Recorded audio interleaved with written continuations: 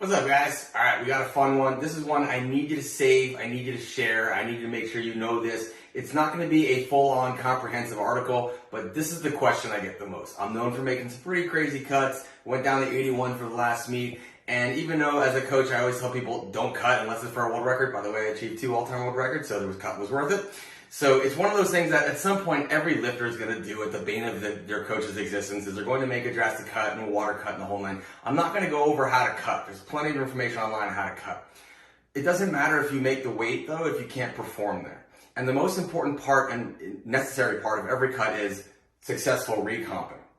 Making the weight is something many lifters can do without a problem. Then performing at that weight is the challenging part. So we're going to go over a systematic approach of what you need to replenish, when, where, and why. I will explain the why, and that's the most important thing. So please, please, please save this, share this, help everybody out, because this is where everyone botches an entire training cycle by screwing up the recomp. So we're going to go over first things first. You just cut weight. I don't care if it's 5 pounds, 10 pounds, 15 pounds. You have depleted your body either through water manipulation, sweating, or completely emptying out your colon with magnesium citrate. Always fun. We need to make sure that we replenish a lot of very vital nutrients that your body needs to perform, all right? So number one is electrolytes. And everyone says sodium, sodium, sodium. They go nuts on sodium. That's the easiest thing for you to replace when you're recomping, and what's often neglected is the potassium to keep that in balance so you don't start cramping up. If you do too much sodium and not enough potassium with it, you will start cramping from an electrolyte imbalance, and that's what throws everybody off. Calcium. Calcium is what's actually responsible for the nerve conduction for the muscle contraction. If you do not replenish the calcium that you have sweated out, you're going to feel very lethargic on weak on meet day. Magnesium.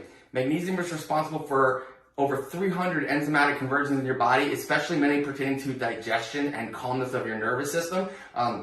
One of the top level lifters at the showdown was like, I'm in a brain fog, and he had a really tough day and tough performance, did well, but a tough day and tough performance, and the first thing I said to him is, you didn't replenish your magnesium. And he normally competes in his home, so he's like, oh my God, you're right.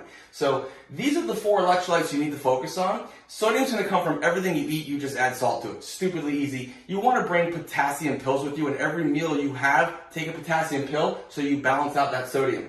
Calcium. We're going to talk about certain food substances in here, but you want to eat calcium-rich foods because that's responsible for your muscle contraction. So certain milk products are going to have it. I love orange juice, especially if you get extra calcium orange juice, high pulp orange juice. It's going to help you replenish it and put in a lot of those simple carbs we need to replenish our glycogen, and magnesium. So magnesium-rich foods, if you don't like it, I actually have the Culture Nutria high potency magnesium glycinate. Make sure you get that. I took it with me. I took 3 pills that day, breakfast, during the day, and before bed to make sure I replenish my magnesium because it's vital and it's important. These are really easy to get but often overlooked. Everyone chases the sodium, and that's why they don't feel recomped by the next day. So make sure you have the potassium to match your sodium.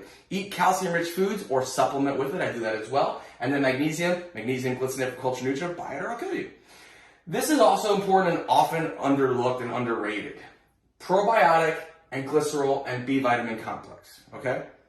Now, you have depleted your system, your gut tract. You've wiped it out with like a magnesium citrate, or certain people take herbal diuretics or sweat out and they clear their colon out because their colon holds 3 to 5 pounds of poop, so it's a great way to drop some weight for me. You've also gotten rid of the good gut bacteria, which we need for digestion. The hardest thing for people to do and why they can't eat is because their digestion isn't going and absorbing those nutrients. So probiotic, glycerol, which can be found at any pharmacy, it's actually what's used in like vape products and stuff like that, is a hyperhydration agent. So you're going to want to supplement a little bit of glycerol in some of the stuff you drink, like an ounce or a teaspoonful with like 2 or 3 times a day to help you absorb some of that fluid. B vitamins. Why? B vitamins are responsible for your carbohydrate metabolism and how we convert that carbohydrate into energy production.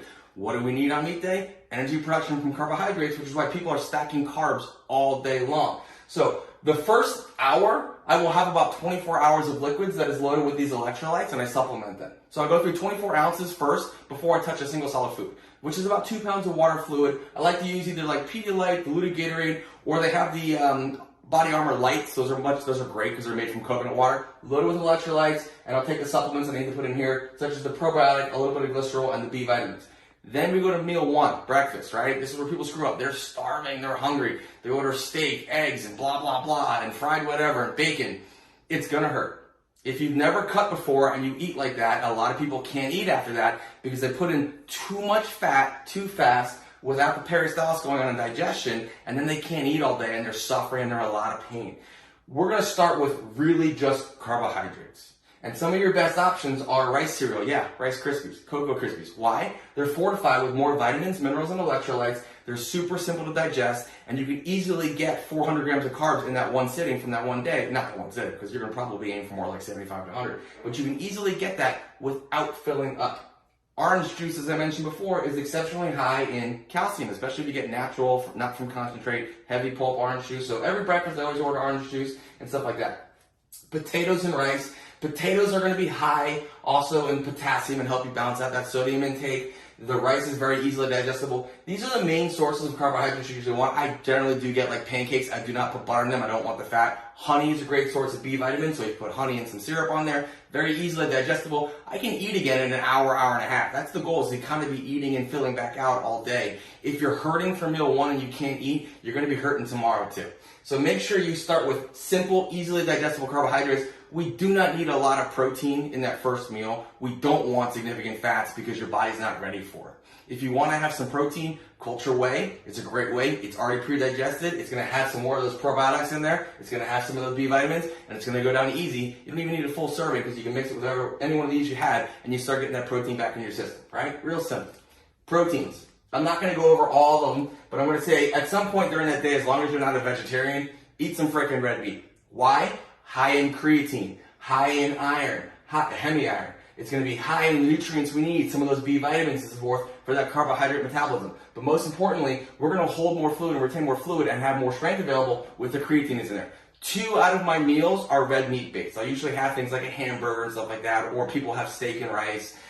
We always end up the night with like hibachi, which is a lot of sodium. I always get the filet, and I add some like teriyaki sauce or soy sauce to that. So you want the red meat to perform the next day because it's going to be high in iron, it's going to be high in the B vitamins, it's going to be high in creatine, and help you fill back out more. And of course, at that point, when you've already got the paired cells going, you can start digesting them. Fats. Unrefined is preferred. It's not the time to have a lot of fried food because fried food doesn't break down very well. It's really going to hamper your digestion, and it's going to make you feel sluggish and slow as shit. We've already just been through a lot, so if you can have it, if you want to have some things like, you know, if you use protein sources like fish for some of the meals, it's fine, or eggs, they're really, really easy fats for your body to break down unrefined. If you're cooking things, use things like olive oil and stuff like that. Or just having some, some type of nut butters and stuff like that. It's one of the reasons why I like nut butters on meat days, because the fats are unrefined. They're really easy to break down. So when I'm eating during the meat, I do like to have peanut butter as part of my meals and stuff like that, because it's salty, it's satiating, and it's easily breaking down. It's not making me feel slow and sluggish. Last thing of the night before you go to bed, fun. And there's actual scientific reason for this. Many years ago, about 8 years ago, when I competed at Run 7, I went out for ice cream and I ran into Dan Green, and Dan Green, before every contest, will have ice cream as well. And he says it's a staple before every contest he has ice cream. I do too. Ice cream is a milk-based product, which means it's high in calcium. It's also high in a little bit of sugars and fats, but you don't have to go crazy. But what that ice cream's doing, or what that treat's doing, if you want to have simple carbohydrates or your candy at some point, at that point, is that high spike in insulin is going to lower your cortisol. It's going to help lower that anxiety you've had. It's going to help recover from all the stress you've gone through with the cut. And it's going to help you sleep at night so you can do what tomorrow? Perform.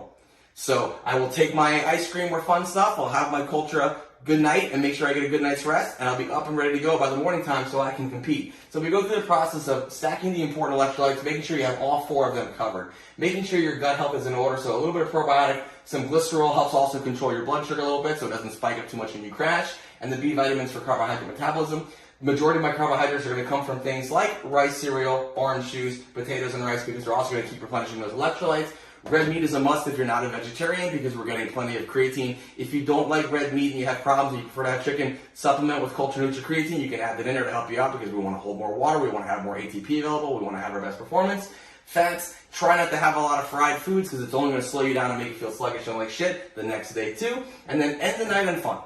And then having fun, so you can add some ice cream if you want, because it's going to add some more calcium. It's going to relax you so you can go to bed and sleep. It's going to lower your cortisol from that stressful moment of making weight and doing things. A good night's sleep is a good contest the next day. So I follow this system. Every lifter I talk to follows this system. Make sure you follow this system, because at some point you're going to cut anyways, and I hope it's for a record of some kind, because then it makes it worth it. Have fun.